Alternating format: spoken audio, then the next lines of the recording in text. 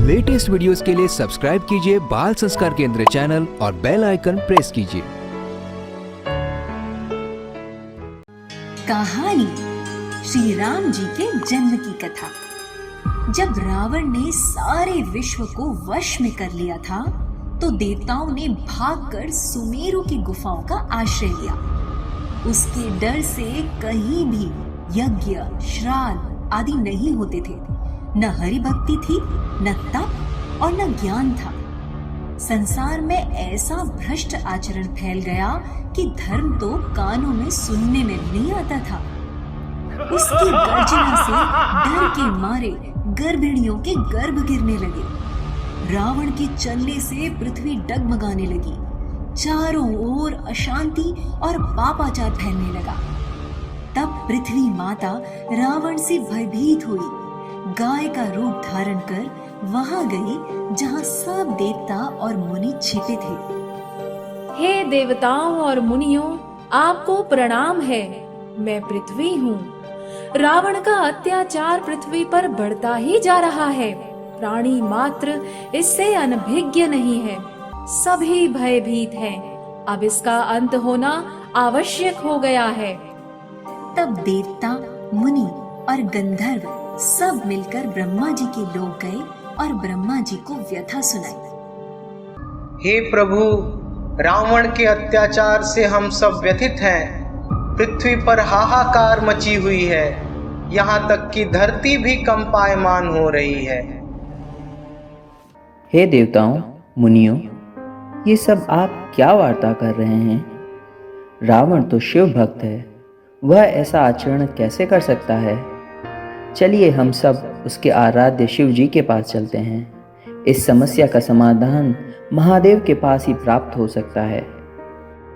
फिर ब्रह्मा जी को आगे करके सभी शिव जी के पास गए और उनको अपनी व्यथा बताई। शिव जी ने सोचा कि रावण मूल में भगवान नारायण का खास पार्षद था और उसको मैंने ही वरदान दिए हैं। अब मैं ही उससे भिड़ूं, ये ठीक नहीं है। आप सभी देवता जन एवं मुनि जन भगवान नारायण का आवाहन करें। वे ही अवश्य कुछ न कुछ रास्ता निकालेंगे। फिर सब ने भगवान नारायण का आवाहन किया एवं प्रार्थना की। हे भगवान नारायण, लंका नरेश रावण के अत्याचार से पृथ्वी त्राहिमाम पुकार रही है। प्रभु रक्षा कीजिए, रक्षा कीजिए, प्रभु रक्षा कीजिए। हे देवताओं, डरो मत। तुम्हारे लिए मैं सूर्य वंश में मनुष्य का अवतार लूंगा। कश्यप और अदिति ने बड़ा भारी तप किया था। मैं पहले ही उनको वर दे चुका हूँ। वह ही दशरथ और कौशल्या के रूप में राजा होकर अयोध्या में प्रकट हुए हैं। उन्हीं के घर मैं 4 भाइयों के रूप में पराशक्ति के सहित अवतार लूंगा। मैं पृथ्वी का सब भार हर लूंगा। तुम निर्भय हो जाओ। भगवान की वाणी सुनकर पृथ्वी और सभी देवता संतुष्ट हुए। रावण को वरदान है कि वह केवल मनुष्य और वानरों के द्वारा ही पराजित हो सकता है। अतः तुम लोग वानरों का शरीर धरकर पृथ्वी पर भगवान की सेवा में लग जाओ। तब पवन देव हनुमान के रूप में आए, कोई जामवंत के रूप में आए। बाकी के देव भी विभिन्न वानरों के रूप में आ गए। इधर अवधपुरी में राजा दशरथ ने गुरु वशिष्ठ जी और श्रृंगी ऋषि के मार्गदर्शन में पुत्र कामिष्टि यज्ञ कराया, जिसमें आहुतियां देने पर अग्निदेव हाथ में खीर लिए प्रकट हुए और दशरथ से बोले।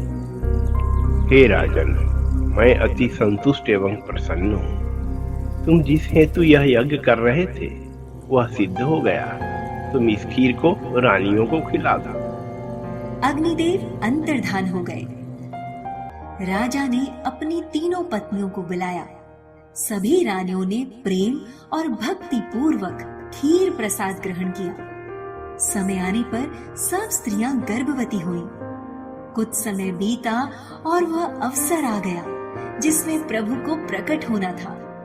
चैत्र का महीना, नौमी तिथि, शुक्ल पक्ष, अभिजित मुहूर्त, दोपहर का समय, न बहुत सर्दी न गर्मी। कौशल्या जी के कक्ष में भगवान नारायण चतुर्भुज रूप में प्रकट हो गए। कौशल्या जी हाथ जोड़कर स्तुति करने लगी। हे चतुर्भुजी नारायण, आपको प्रणाम है। आज आपके साक्षात दर्शन पाकर मैं धन्य धन्य हो गई प्रभु।